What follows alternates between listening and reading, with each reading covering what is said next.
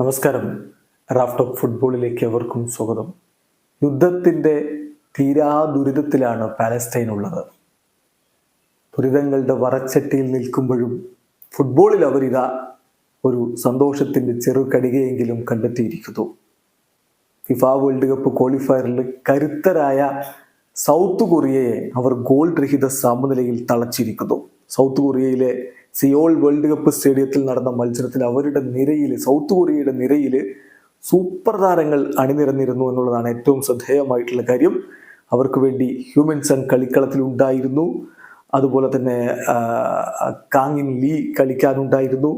King മിൻ ജയ് കളിക്കാൻ ഇറങ്ങിയിരുന്നു. ലോകത്തെ വമ്പൻ ടീമുകളിലെ വമ്പൻ താരങ്ങൾ, ബയേൺ മ്യൂണിക്കിൻ്റെയും PSG-യുടെയും ടോട്ടനാമിൻ്റെയും ഒക്കെ താരങ്ങൾ സൗത്ത് കൊറിയയ്ക്ക് വേണ്ടി അണിനിരന്നെങ്കിലും അവർക്ക് മത്സരം വിജയിക്കാൻ കഴിഞ്ഞില്ല.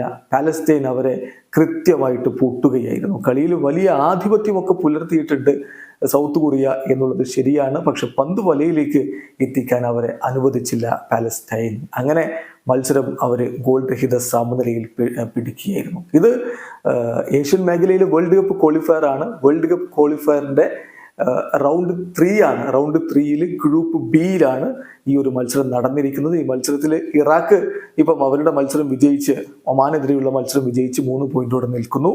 അതേസമയം ജോർദനും കുവൈത്തും സമനിലയിൽ പിരിഞ്ഞു. അവർക്ക് ഓരോ പോയിന്റുകൾ.